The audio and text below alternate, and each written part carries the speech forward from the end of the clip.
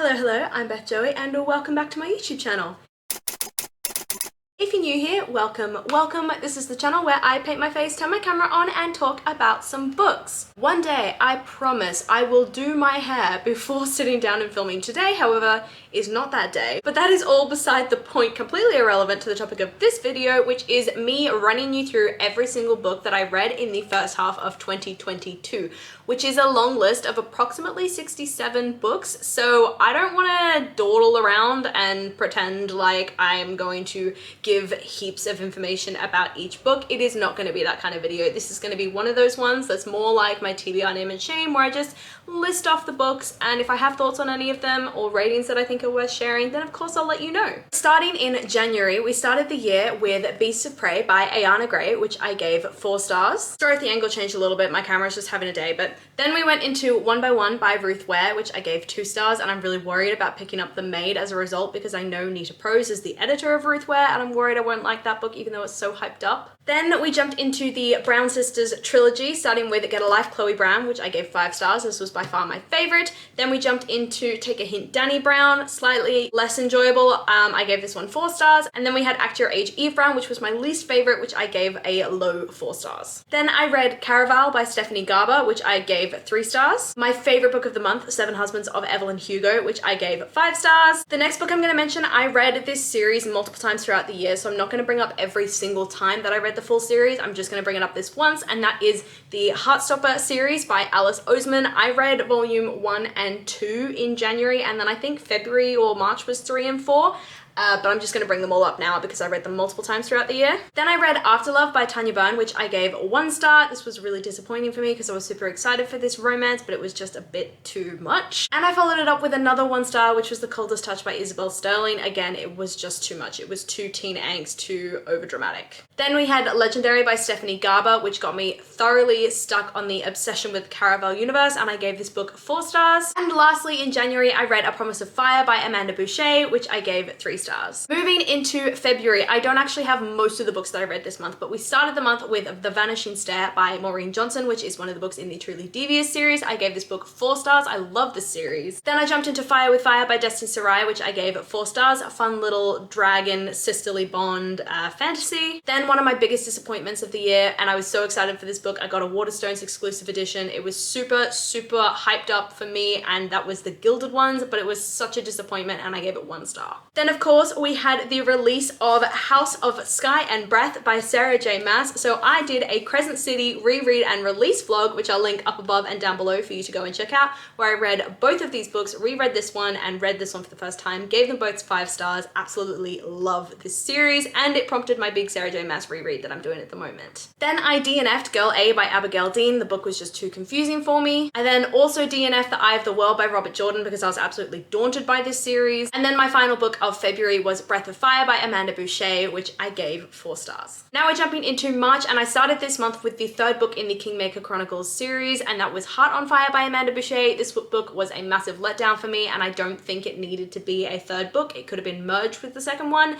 I gave this book 2 stars. Then I read The Appeal by Janice Hellett, which I gave 3 stars because this was supposed to be mixed media, but it was just a bunch of emails, so it was kind of disappointing, but I still generally enjoyed it. Then I read my first non-fiction for the year, and that was Diddley Squad by Jeremy Clarkson, which I gave 5 stars. Ben bought me this, and I didn't expect to love it as much as I did, but man, it was amazing. It had this really cool satirical humor that I think Jeremy Clarkson is known for, so loved this. I then went in a completely different direction for my next book, which was Killing for Company, The Case of Dennis Nilsen by Brian Masters. This is written by the only journalist who was allowed to interview Dennis Nilsen, or at least the first one. I can't remember specifically, but anyway, I gave this book 2 stars. It was just a lot. Another book that I read multiple times throughout the year was Lore Olympus by Rachel Smythe, but March was the first time that I read this book, and I gave it 3 stars when I first read it, but then it bumped it up to a 4 after reading it a couple more times and understanding it a bit more, so that was the next one. Then I read The Beast of a Standalone, The Priory of the Orange Tree by Samantha Shannon, which I gave 4 stars. Then I read Red, White and Royal Blue by Casey McQuiston, which I gave 3 stars. Know My Name by Chanel Miller, which I felt really weird about rating, but because it was so beautifully written, I had to give it 5 stars. Then I read Every Heart a Doorway by Shauna Maguire, which I gave 3 stars. I did want to get into the Wayward Children series, but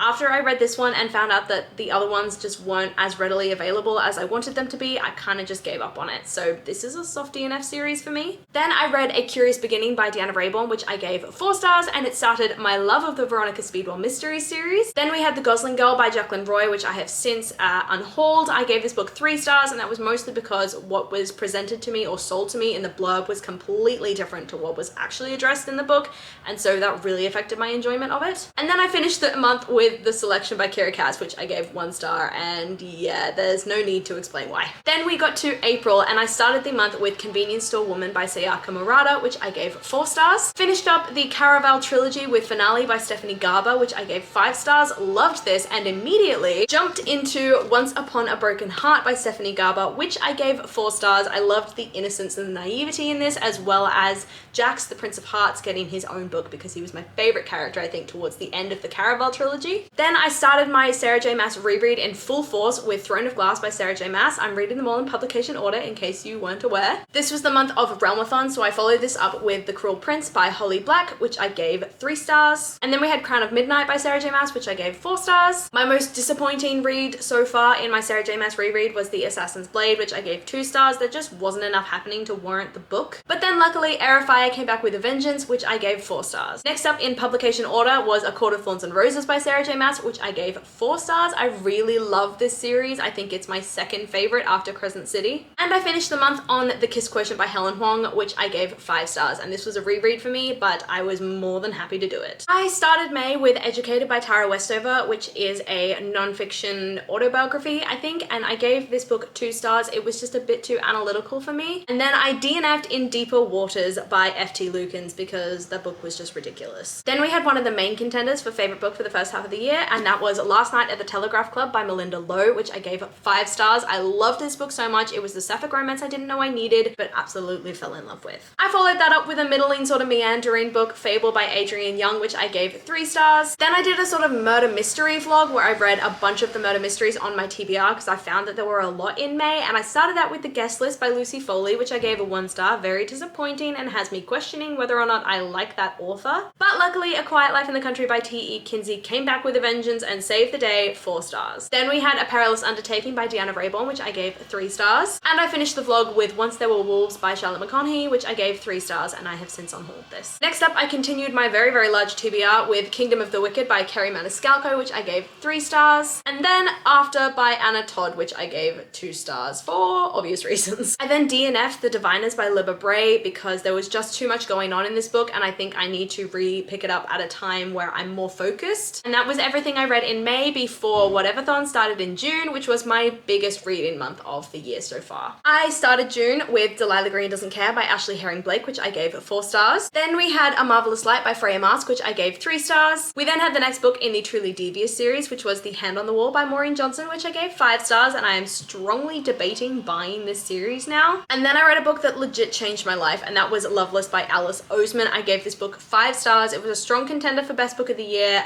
It got beaten out by Last Night at the Telegraph Club and Invisible Life of Addie LaRue, but this book was everything. I then DNF'd She Who Became the Sun by Shelley Parker Chan, not because I didn't enjoy it, but because it was just a bit too much at that point in time. I think I might come back to it later, but I just wasn't vibing with it, and I was really struggling through it and really struggling to pick it up. Then I read Namesake by Adrienne Young, which is the second book in the Fable duology. I gave this one 3 stars as well. And then Gideon the Ninth by Tamsin Muir. I read this on audiobook, which was probably the worst decision because I did not pay attention, and I gave it 3 stars. Then the second strong contender for best book of the first half of the year, which was The Invisible Life of Addie LaRue, which I gave 5 stars. I am an Addie LaRue girly, and I am not ashamed to say it. And then I read the latest book in the Truly Devious series, which was The Box in the Woods by Maureen Johnson, and I gave this 4 stars, which I followed up with Solitaire by Alice Oseman, and I gave this 4 stars as well. This is actually the first Alice Oseman book I've read which hasn't gotten 5 stars, and I can't really tell you why. It just didn't vibe with me as much as the others. Then I jumped into my 24-hour readathon, where I did not do anything but read for 24 hours straight, no sleep, nothing. Obviously I ate and stuff, but like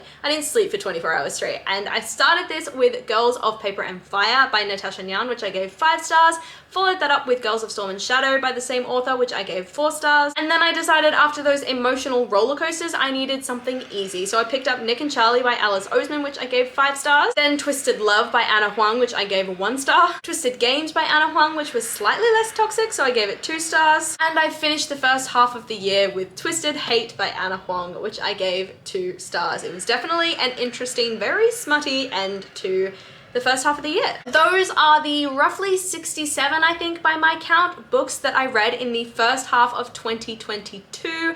There is a lot there, and frankly, I'm past my goal already of wanting to read 100 books for this year. So I don't actually have that much left to go, which is really, really exciting for me because I was so set on that goal, but also knew that it would be a struggle because that's way more than I would usually read. But hey ho, we're doing well. So let me know down below what you have read so far this year, what some of your favorite books were, least favorite, disappointments, surprises, all that sort of stuff. Come and chat to me in the comments down below. I do my best to reply to every single comment, and I love talking to you guys. I really hope that you liked this video, and if you did, please do let me know by liking, subscribing, and hitting the notification bell all down below. It is a super easy way to help my channel grow, and I will see you lovely people in my next video. Bye!